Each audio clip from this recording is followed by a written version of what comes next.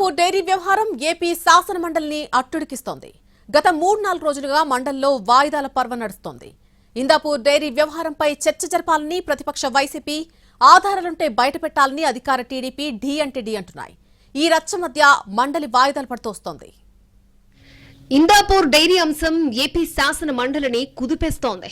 మంగళవారం నుంచి మండలిలో లొల్లి స్టార్ట్ అయింది. 3 రోజులుగా సభలో రచ్చ తప్ప చర్చ జరిగింది లేదు.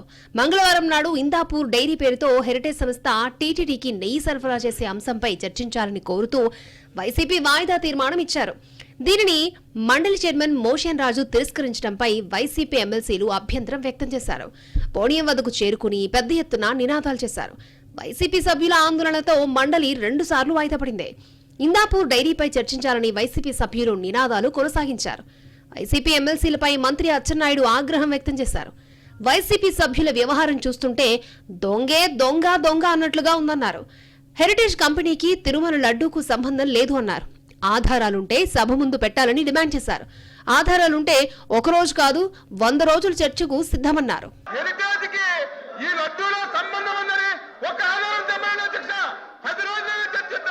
సంబంధం లేని ఇష్యూని ఏమాత్రం ఆధారం లేకుండా కావాలని చెప్పి ఒక రెప్యుటేషన్ ఉన్నటువంటి కంపెనీని ఈ శాసనసభలోకి తీసుకొచ్చి ఇంత రాద్ధాంతం చేస్తున్నారు అధ్యక్ష.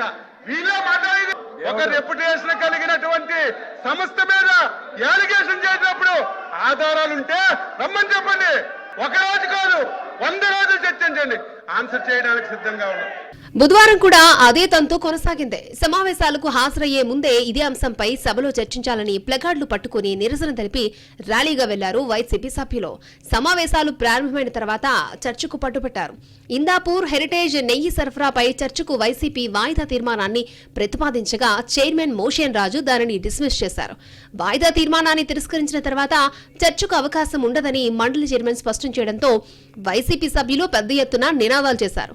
టీటీడీకి నెయ్యి సరఫరాలో జరుగుతున్న పరిణామాలపై చర్చించాలని పట్టుబట్టారు.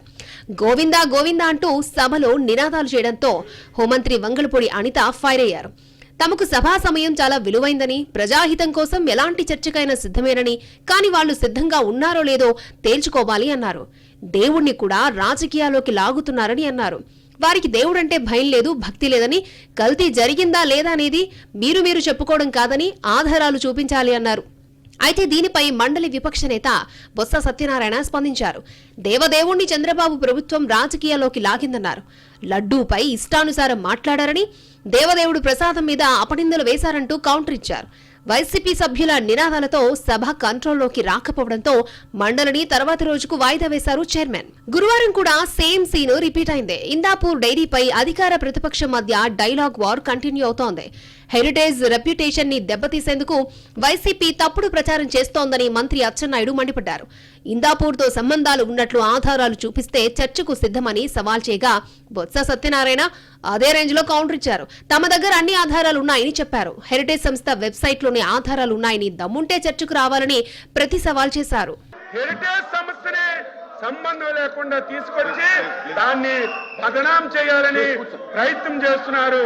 బొత్స సత్యబాబు గారికి మళ్ళీ అడుగుతున్నాను. నేను మొన్న చిన్న ఆధారం ఉన్నా చూపించమంటే ఆయన ఆధారం సీజ్ ప్యాకెట్ చూపించి దానికి నెయ్యి అని చెప్పారు. అందుకే లీగల్ నోటీసులు కూడా ఇచ్చాం. ఆన్సర్ చేయండి. ఇప్పుడైనా సరే మీరు ఒక్క ఆధారం, ఇదిగో వైసీపీ పార్టీ వాళ్ళు ఇందాపూర్ డైరీకి హెరిటేజ్ కి ఈ సంబంధం ఉంది, ఈ సంబంధం చేశారు అని మీకు ఆధారం చూపించమనండి.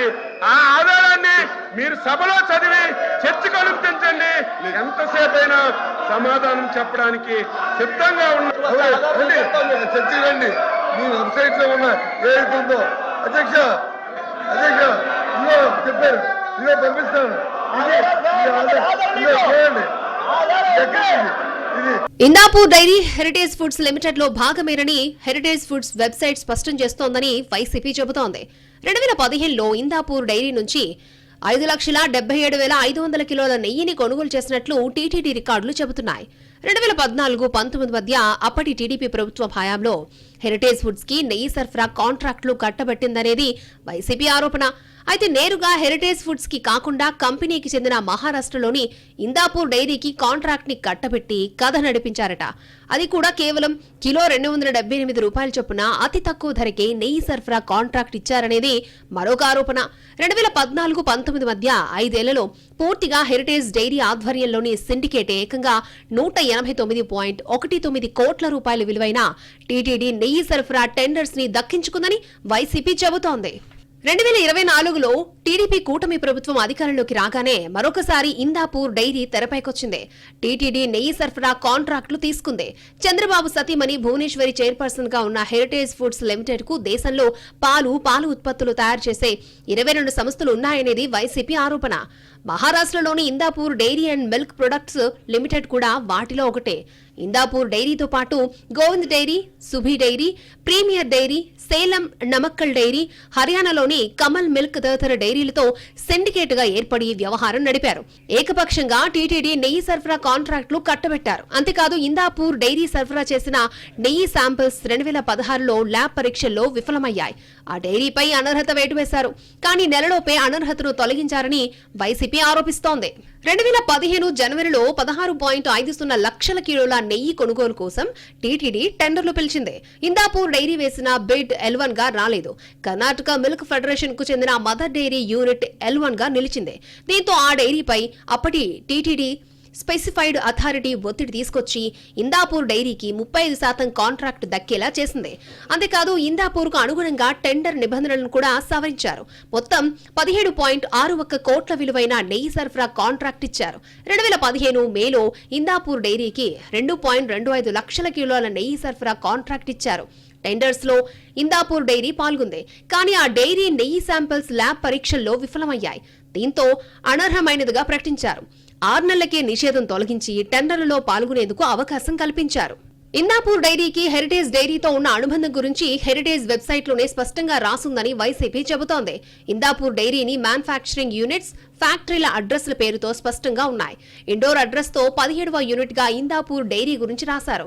ఈ ఇందాపూర్ డైరీ ద్వారానే హెరిటేజ్ ఫుడ్స్ తిరుమలకు నెయ్యి సరఫరా చేసినట్టుగా ప్రపంచానికి తెలియగానే హెరిటేజ్ వెబ్సైట్ నుంచి ఇందాపూర్ ప్లాంట్ ని అనుబంధ సంస్థగా మార్చేసి మసిపోసి మారేడుకాయ చేయాలని చూశారని వైసీపీ మండిపడుతోంది. వెబ్సైట్ లో అప్పటి వరకు ఇందాపూర్ డైరీని మ్యానుఫ్యాక్చరింగ్ యూనిట్ల జాబితాలో చూపిన హెరిటేజ్ డైరీ తమ వ్యవహారం బట్టబయలు కావడంతో ఇందాపూర్ డైరీని మ్యానుఫ్యాక్చరింగ్ యూనిట్ల జాబితా నుంచి తొలగించి కో మ్యానుఫ్యాక్చరింగ్ యూనిట్స్ లో చేర్చినట్టుగా ఆరోపిస్తోంది. 2019లో టీడీపీ అధికారం కోల్పోగానే ఇందాపూర్ డైరీ టీటీడీ టెండర్ల నుంచి తప్పుకుంది. 5 ఏళ్ల పాటు కనీసం బిడ్లు కూడా దాఖలు చేయలేదు. 2024లో టీడీపీ కూటమి ప్రభుత్వం అధికారంలోకి రాగానే మళ్లీ తెరపైకొచ్చింది. 2025 నవంబర్లో టీటీడీ నెయ్యి సరఫరా టెండర్స్ లో పాల్గొంది. చంద్రబాబు ధనార్జన కోసమే ఇదంతా చేశారని ఆరోపిస్తున్నారు వైసీపీ నేతలు. ఏ తప్పు చేయకుంటే హెరిటేజ్ వెబ్సైట్ లో ఎందుకు మార్పులు చేశారని ప్రశ్నిస్తున్నారు వైసీపీ నేతలు. హెరిటేజ్ డైరీ ఇందాపూర్ ప్లాంట్ నుంచి తిరుమలకు నెయ్యి సప్లై అయితే కల్తీ దుమారం రేగాక 5 రోజుల్లోనే మ్యానుఫ్యాక్చరింగ్ యూనిట్ ని కాస్త కో మ్యానుఫ్యాక్చరింగ్ యూనిట్ గా మార్చేశారని మండలిలో ప్రతిపక్ష నేత బొత్స సత్యనారాయణ ఆరోపించారు.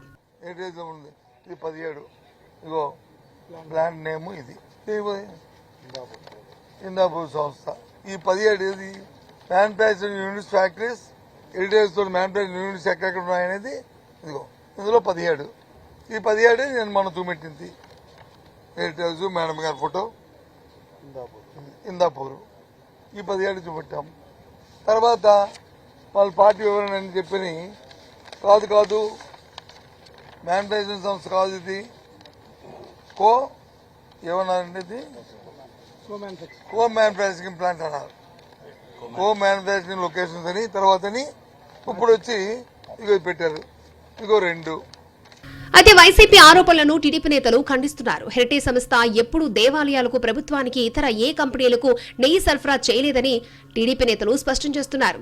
జగన్ ది క్రిమినల్ మెంటాలిటీ అని తన తప్పులను అవతలి వారిపై రుద్దాలని ట్రై చేస్తున్నారని మండిపడ్డారు హోంమంత్రి అనిత. సక్రమంగా వ్యాపారాలు చేస్తే విషయాలు తెలుస్తారని సెటైర్లేశారు. ఎలాంటి మచ్చలేని హెరిటేజ్ సంస్థపై నిందలేస్తున్నారని మండిపడ్డారు. లడ్డూ కల్తీపై దృష్టి మరల్చేందుకు ఇలాంటి కుట్రలు చేస్తున్నారని, హెరిటేజ్ కు అనేక కో మ్యానుఫ్యాక్చరింగ్ యూనిట్లు ఉన్నాయి, అందులో ఇందాపూర్ యూనిట్ కూడా ఒకటి అని చెప్పారు. పాటు ఏకబిగిన అబద్ధాలు చెప్పగలగడంలో ఓ Guinness book of world record సాధించగలిగాడేమో నా ఉద్దేశంలో. సో తను యాక్చువల్గా మామూలుగా చూసుకుంటే అతను ఏమనొచ్చు అంటే ఒరిజినల్ హ్యాబిచువల్ క్రిమినల్స్ ఉన్న మెంటాలిటీ. పోలీస్ లాంగ్వేజ్లో ఈ హ్యాబిచువల్ క్రిమినల్స్, హ్యాబిచువల్ అఫెండర్స్ అని చెప్పి ఒకటి ఉంటుంది. యాక్చువల్గా అందులోనే మనం హ్యాబిచువల్స్ మామూలుగా మాట్లాడుకున్న ఇతగాడిని చూస్తే ఒరిజినల్ హ్యాబిచువల్ క్రిమినల్.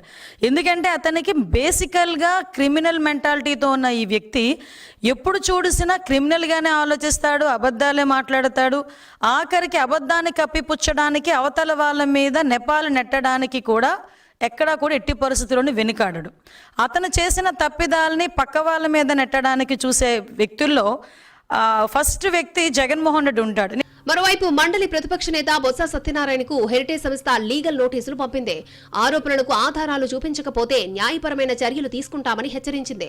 అయితే హెరిటేజ్ లీగల్ నోటీసులు చిన్నపిల్లల చేష్టల్లో ఉన్నాయంటూ సెటైర్ వేశారు బొత్స.